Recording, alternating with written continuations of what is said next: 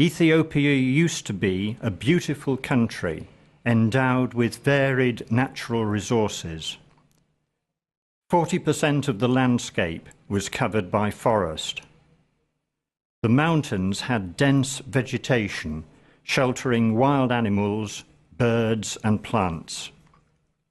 Reliable rains fed rivers and springs, leading to Ethiopia's nickname of the Water Tower of Africa.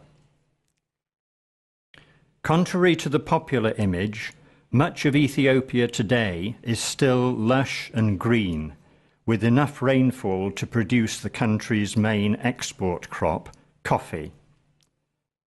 But the 40% of the land previously covered with forest has been reduced to just 3%. Tens of thousands of hectares of forest are lost every year. The causes include poor farming methods, uncontrolled cutting of trees for fuel and construction, rapid population growth, forest fires, and climate change with ever more unpredictable rains. Even where the land looks green, many people in Ethiopia suffer because their other big problem is poverty, giving rise to the phrase green famine. Ethiopia has the second largest population in Africa, with 94 million people. 3/4 of them live on less than $2, £1.25 per day. Over 85% of the people earn their living from the land, growing crops or keeping animals. Both the rains and the forest resources on which they depend are increasingly unreliable. Regular sources of food are dwindling, and many people have suffered from floods and famine. Restoring farmlands and forests is not just a future hope, but an immediate necessity. Planting tree seedlings and fencing off parkland so that people and animals don't destroy it are two ways in which action is being taken. The people who set up the Association for Sustainable Development Alternatives, known as ASDA, in 2003 didn't know about ASDA stores in the UK. In 2006, they got their first grants to start work in and around the Dilfekar Regional Park in Dodota district, 80 miles southeast of Addis Ababa, the capital. The park area has lost many trees, but is still a wildlife habitat, home to 25 kinds of mammals and 150 bird species.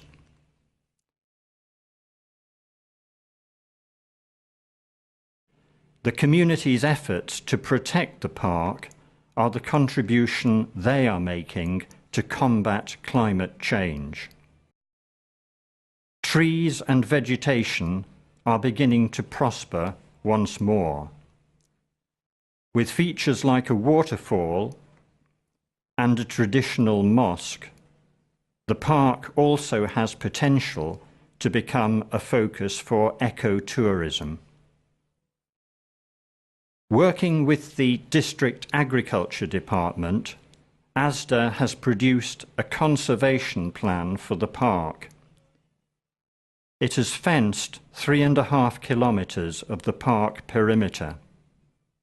It has planted over 200,000 trees in and around the park, nearly half of them in micro-basins, little half-moon plots to catch the water. It has trained local people and government officials in managing their farmland and woodland and prepared bylaws to regulate use of the park and the trees, grass and plants.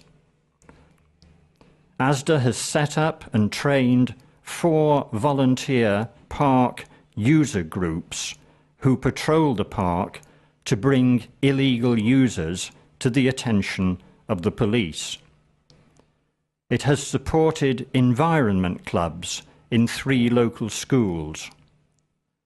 It has constructed 3 underground water ponds with troughs for the wildlife.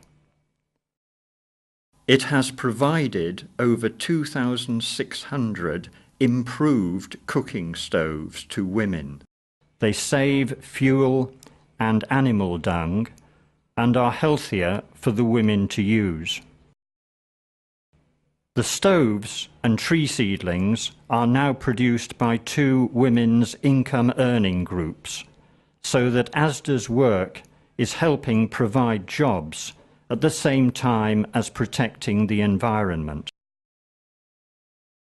ASDA has realised that if people are very poor, they have to go on using the few woodland resources they have, cutting trees for firewood or shelter, unless they have alternative options for making a living.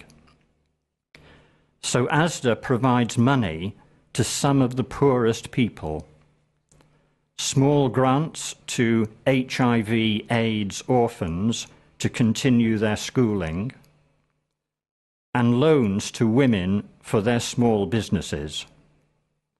These include fattening sheep and oxen, selling fruit and vegetables, grain trading, selling food and drink, and renting bicycles.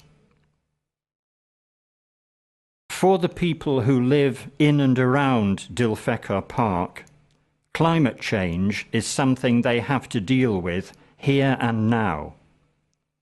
Making a living from their farmland and forest runs the risk of depleting these resources.